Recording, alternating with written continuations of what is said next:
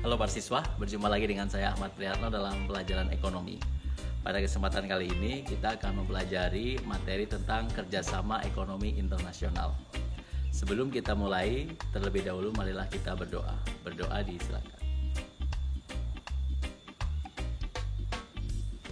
Tujuan pembelajaran pada kesempatan kali ini adalah setelah mempelajari materi ini, para siswa diharapkan mampu mendeskripsikan konsep kerjasama ekonomi internasional, faktor yang mempengaruhi, kemudian manfaat kerjasama ekonomi internasional, serta bentuk-bentuk dan lembaga kerjasama ekonomi internasional.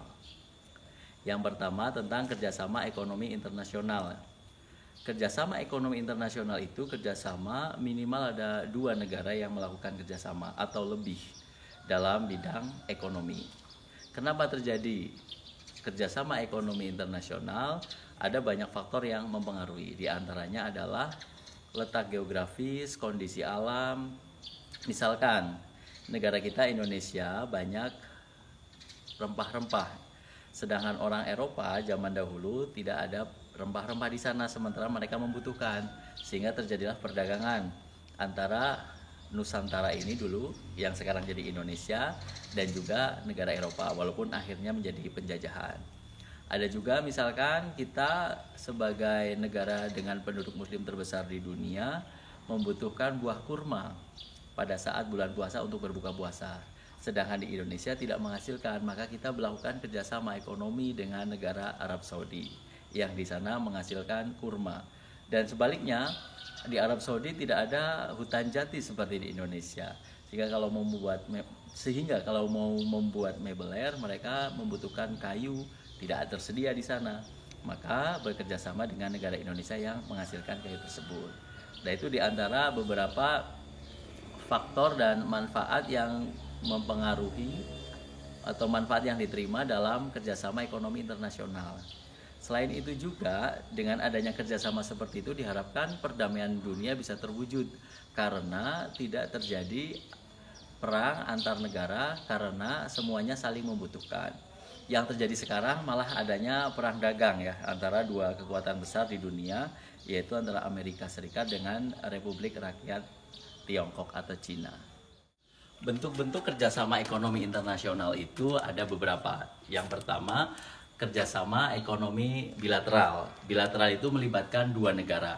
Misalkan Indonesia dengan Polandia, Indonesia dengan Malaysia, Indonesia dengan Amerika Serikat. Itu disebut dengan kerjasama bilateral. Kemudian ada kerjasama beberapa negara dalam satu kawasan yang sama. Itu disebut dengan kerjasama regional. Misalkan negara-negara yang ada di Asia Tenggara ini mempunyai lembaga kerjasama namanya ASEAN. Itu merupakan bagian dari kerjasama ekonomi di regional Asia Tenggara. Atau kalau di Eropa disebut dengan Uni Eropa. Kemudian ada kerjasama juga subregional. Jadi ada beberapa negara yang berdekatan dalam satu wilayah regional melakukan kerjasama. Misalkan negara-negara yang ada di kawasan Semenanjung Malaya, ada Singapura, ada Malaysia dan Thailand. Misalkan tiga negara tersebut bekerjasama, itu namanya subregional. Ada juga antarregional, berarti sekelompok negara di satu kawasan, misalkan ASEAN yang tadi Asia Tenggara bekerjasama dengan sekelompok negara yang ada di Uni Eropa atau kawasan Eropa. Itu kerjasama antara Uni Eropa dengan ASEAN, namanya antarregional.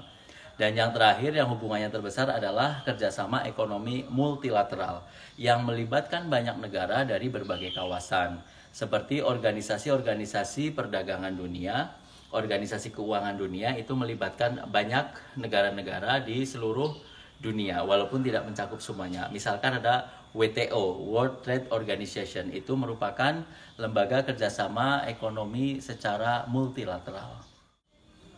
Selanjutnya adalah lembaga kerjasama ekonomi internasional. Ada beberapa contoh lembaga kerjasama ekonomi internasional, ada yang kawasannya regional, ada juga yang secara menyeluruh sedunia atau internasional. Yang secara regional tadi saya sebutkan di sebelumnya, materi sebelumnya, yaitu ada ASEAN, Association of Southeast Asian Nations, organisasi yang melingkupi negara-negara yang berada di kawasan Asia Tenggara. Kerjasamanya tidak hanya bidang ekonomi, bahkan berbagai bidang yang dilakukan kerjasamanya. Dalam hal ini kita sedang fokus di dalam kerjasama ekonomi.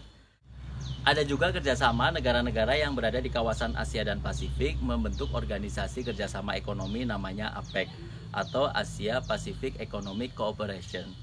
Kemudian kalau tingkatnya internasional ada Bank Dunia atau World Bank, ada WTO yang tadi saya contohkan, World Trade Organization, Organisasi Perdagangan Dunia. Kemudian juga ada IMF, International Monetary Fund, dan juga ada OPEC ya. OPEC itu organisasi negara-negara pengekspor minyak. Indonesia dulu sempat menjadi anggota karena dulu kita adalah pengekspor minyak bumi. Kemudian pada saat terjadi kenaikan harga BBM, produksi kita menurun, kita keluar dari OPEC, pernah masuk lagi dan pernah keluar lagi. Itu diantaranya lembaga-lembaga kerjasama ekonomi internasional. Demikian materi tentang kerjasama ekonomi internasional. Jika masih ada yang ingin ditanyakan, para siswa bisa menuliskannya di kolom komentar.